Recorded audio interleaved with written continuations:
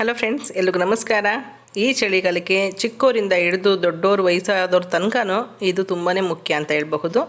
Diabetes ಇರೋರು ಯೋಚನೆ ಮಾಡಿ, ಅಥವಾ ನೀವು ತಿನ್ಬೇಕನ್ಸಿದ್ರೆ ಒಂದು ಸಲ ಟೇಸ್ಟ್ ನೋಡಬಹುದು. ಡ್ರೈ ಫ್ರೂಟ್ಸ್ ಹನಿ ಮಿಕ್ಸ್ ಮಾಡ್ಕೊಂಡಿರೋಂಥದ್ದು ತುಂಬಾ ಚೆನ್ನಾಗಿದೆ. ನಾನಿಲ್ಲಿ 2 ಥರ ದ್ರಾಕ್ಷಿ ತೊಗೊಂಡಿದ್ದೀನಿ, ಪಿಸ್ತಾ ತೊಗೊಂಡಿದ್ದೀನಿ, ಹಾಗೆ 1 ಇಡಿ ಬಾದಾಮಿ, 1 ಇಡಿ ಗೋಡಂಬಿ, ಹಾಗೆ ಖರ್ಜೂರ ಒಂದು 15 ಇದೆ. ಸ್ವಲ್ಪ ಗುಲಾಬಿ ದಳಗಳು ಕೂಡ ಒಣಗಿಸಿಟ್ಕೊಂಡಿದ್ದೀನಿ, ಅದನ್ನು ಕೂಡ ಹಾಕ್ಕೊಳ್ತಾ ಇದ್ದೀನಿ. ಸೋಂಪು 1.5 ಸ್ಪೂನ್ ಅಷ್ಟಿದೆ. ತುಂಬ ಚೆನ್ನಾಗಿರೋದು ಇದರಲ್ಲಿ ಸೋಂಪು. ಆ ಹನಿನಲ್ಲಿ ನೆಂದಾಗ ತಿನ್ನಬೇಕಾದಾಗ ಒಂದೊಂದು ಬೈಟ್ಗೂ ಕೂಡ ಅದರ ಫ್ಲೇವರ್ ತುಂಬಾ ಚೆನ್ನಾಗಿರುತ್ತೆ. ನೋಡಿ, ನೀವು ಖಂಡಿತವಾಗ್ಲೂ ಸೋಂಪು ಮಾತ್ರ ಮಿಸ್ ಮಾಡದೆ ಉಪಯೋಗಿಸ್ಕೊಳ್ಳಿ.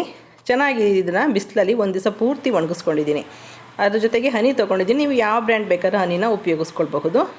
ಹಾಗೆ ಒಂದು ಪಿಂಗಾಣಿ ಅಥವಾ ಗ್ಲಾಸಿನ ಬಾಟ್ಲ್ ಇದ್ದರೆ ತುಂಬಾ ಯೂಸ್ ಆಗುತ್ತೆ. ನನಗೊಂದು ಬಾಟಲ್ನಲ್ಲಿ ಮೊದಲಿಗೆ ಒಂದು ಸ್ವಲ್ಪ ಖರ್ಜೂರ ಹಾಕ್ಕೊಳ್ತಾ ಇದ್ದೀನಿ. ಒಂದೊಂದು ಲೇಯರ್ ಪ್ರಕಾರ ನಾನು ತುಂಬ್ಕೊಳ್ತಾ ಇದ್ದೀನಿ, ನೋಡೋಕ್ಕೆ ಚೆನ್ನಾಗಿ ಕಾಣುತ್ತೆ ಅಂತ. ಇಲ್ಲ, ಎಲ್ಲ ಮಿಕ್ಸ್ ಮಾಡಿ ಕೂಡ ನೀವು ಬಾಟ್ಲಿಗೆ ಹಾಕ್ಕೊಂಡು ಆನಂತರ ಹನಿ ಹಾಕ್ಕೊಳ್ಬಹುದು, ಅದು ಚೆನ್ನಾಗಿರುತ್ತೆ. ಅಥವಾ ನಿಮ್ಮ ಮನೇಲಿ ಯಾವ ಡ್ರೈ ಫ್ರೂಟ್ಸ್ ಇರುತ್ತಲ್ಲ ಅದೇ ಡ್ರೈ ಫ್ರೂಟ್ಸ್ ಹಾಕಿ, ಇಂಥದ್ದೇ ಬೇಕಂತಿಲ್ಲ. ಇದಕ್ಕೆ ಇನ್ನೂ ಡ್ರೈ ಫ್ರೂಟ್ಸ್ ಕೂಡ ಆ್ಯಡ್ ಮಾಡಬಹುದು. ಅಂಜೂರ, ವಾಲ್ನಟ್ ಕೂಡ ನೀವು ಉಪಯೋಗಿಸ್ಕೊಳ್ಬಹುದು. ನನಗೆ ಮನೇಲಿ ಏನಿತ್ತು ಅದನ್ನೇ ಹಾಕಿ ನಿಮಗೆ ತೋರಿಸ್ತಾ ಇದ್ದೀನಿ. ಖರ್ಜೂರ, ಕಪ್ಪು ದ್ರಾಕ್ಷಿ ಎಲ್ಲ ಆದಮೇಲೆ ಗುಲಾಬಿ ದಳಗಳು ಹಾಕ್ಕೊಳ್ತಾ ಇದ್ದೀನಿ. ಗುಲಾಬಿ ದಳನೂ ತುಂಬ ಚೆನ್ನಾಗಿರುತ್ತೆ. 1-2 ದಿವಸ ನೆಂದ ಮೇಲೆ ಇದನ್ನು ಉಪಯೋಗಿಸ್ಕೊಳ್ಳಿ. ಜೇನುತುಪ್ಪದಲ್ಲಿ 1-2 ದಿವಸ ನೆಂದ ನಂತರ ಡ್ರೈ ಫ್ರೂಟ್ಸ್ ತುಂಬಾ ಒಳ್ಳೆ ಟೇಸ್ಟ್ ಇರುತ್ತೆ. ಈಗ ಗೋಡಂಬಿ ಮತ್ತು ಬಾದಾಮಿ ಅದನ್ನು ಕಲ್ಲಿನಲ್ಲಿ ಸ್ವಲ್ಪ ದಪ್ಪ ಕುಟ್ಬಿಟ್ಟು ಅದನ್ನು ಕೂಡ ಬಿಸಿಲಲ್ಲಿ ಚೆನ್ನಾಗಿ ಒಣಗಿಸಿದ್ದೀನಿ. ಪಿಸ್ತಾ ಹಾಕ್ಕೊಳ್ತಾ ಇದ್ದೀನಿ. ಈಗ ನಾನು ಆವಾಗಲೇ ಹೇಳ್ದಂಗೆ ಇದನ್ನು ಚೆನ್ನಾಗಿ ಮಿಕ್ಸ್ ಮಾಡಿಬಿಟ್ಟು ನೀವು 1-2 ಜಾರ್ನಲ್ಲಿ ಕೂಡ ಹಾಕಿ, ಜಾಸ್ತಿ ಹನಿ ಇಷ್ಟಪಡೋರು ಹನಿ ಜಾಸ್ತಿ ಹಾಕ್ಕೊಳ್ಬಹುದು, ಅಥವಾ ಹನಿ ಕಡಿಮೆ ಇಷ್ಟಪಡ್ತೀವಿ, ಡ್ರೈ ಫ್ರೂಟ್ಸ್ ಜಾಸ್ತಿ ಇಷ್ಟಪಡ್ತೀವಿ ಅನ್ನೋರು ಹನಿನ ಕಡಿಮೆ ಹಾಕ್ಕೊಳ್ಬಹುದು. ಯಾವ ರೀತಿಯ ಹಾಕ್ಕೊಳ್ಳಿ, 1-2 ದಿನ ಹನಿನಲ್ಲಿ ನೆನೆಸಿ ತಿನ್ನಿ ಅಷ್ಟೇ. ನಾನು ಎಲ್ಲ ದ್ರಾಕ್ಷಿಗಳು ಹಾಕ್ಕೊಂಡು ಹಾಗೆ ಮೇಲಿಂದ ಸೋಂಪೆಲ್ಲ ಹಾಕ್ಕೊಂಡಿದ್ದೀನಿ. ಸೋಂಪು ಮಾತ್ರ ದಯವಿಟ್ಟು ಮಿಸ್ ಮಾಡಬೇಡಿ, ತುಂಬ ಚೆನ್ನಾಗಿದೆ. ಅದು ನಿಮಗೆ ಕೂಡ ಒಂದು ಫೀಲ್ ಆಗುತ್ತೆ ತಿನ್ನಬೇಕಾದಾಗ, ಅದೆಷ್ಟು ಚೆನ್ನಾಗಿರುತ್ತೆ ಗೊತ್ತಾ. ಒಂಥರ ತಿನ್ನಬೇಕಾದಾಗ ಬಾಯಿಗೂ ಕೂಡ ಹಿತವಾಗಿ ಒಳ್ಳೆ ಪರಿಮಳ ಕೂಡ ಬರ್ತಿರುತ್ತೆ. ನೋಡ್ತಿದ್ರಲ್ಲ, ಒಳ್ಳೆ ಗುಲ್ಕನ್ ಕಣ್ಣಂಗೆ ಕಾಣ್ತಾ ಇದೆ, ತುಂಬ ಚೆನ್ನಾಗಿದೆ. ಇದಕ್ಕೆ ನಾವೀಗ ಹನಿ ಹಾಕೊಳ್ಳೋಣ. ಡ್ರೈ ಫ್ರೂಟ್ಸು ಒಂದೇ ಸಲ ಹನಿ ಕುಡಿಯೋದಿಲ್ಲ. ನಾನು ಬಾಟ್ಲು ಸ್ವಲ್ಪ ತುಂಬ ತುಂಬಿಕೊಂಡಿದ್ದೆ ಡ್ರೈ ಫ್ರೂಟ್ಸು. ನೀವು ಹಾಕೋದಿದ್ರೆ ಒಂದು 3/4 ಭಾಗದಷ್ಟು ಡ್ರೈ ಫ್ರೂಟ್ಸ್ ಹಾಕಿ ಸಾಕು. ಏಕೆಂದರೆ ಹನಿನಲ್ಲಿ ನೆಂದ ಮೇಲೆ ಡ್ರೈ ಫ್ರೂಟ್ಸು ಸ್ವಲ್ಪ ದಪ್ಪ ಆಗ್ತದೆ. ಈಗ ಬಿಸಿಲಲ್ಲಿ ಒಣಗಿರೋದ್ರಿಂದ ಸ್ವಲ್ಪ ಸಣ್ಣ ಥರ ಸಿಂಕ್ ಆಗಿದ್ದಾವೆ.